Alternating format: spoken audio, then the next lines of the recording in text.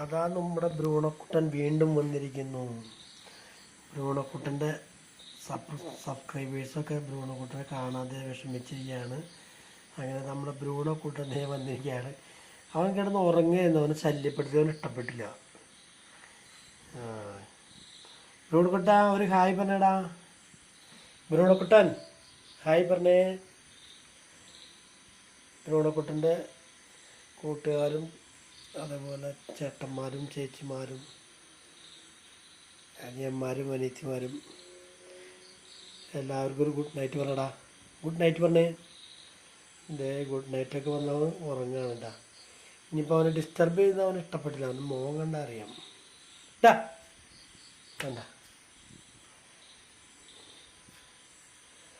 അവനിപ്പോൾ ഒരു ഇതായി തുടങ്ങിയിട്ടുണ്ട്. ആദ്യം പച്ചക്കറി കുട്ടി കഴിക്കാൻ കുഴപ്പമില്ല. ഇപ്പോൾ അവന് ഇറച്ചി മീനില്ലാണ്ട് പറ്റില്ല. ഒന്നുകിൽ മീൻ വേണം, അല്ലെങ്കിൽ ഇറച്ചി വേണം, എന്തെങ്കിലും വേണം, അല്ലെങ്കിൽ ചോറിന് ഭയങ്കര മടിയാണ്. പച്ചക്കറി തന്നെ ഇഷ്ടമല്ല അവന്.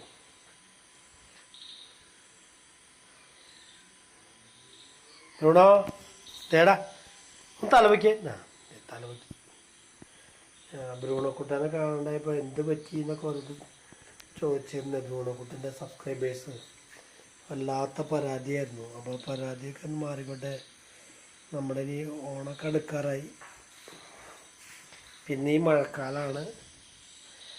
ബ്രൂണക്കുട്ടന് കുഴപ്പമൊന്നുമില്ല. ബ്രൂണക്കുട്ടൻ സുഖമായിട്ടിരിക്കണ്.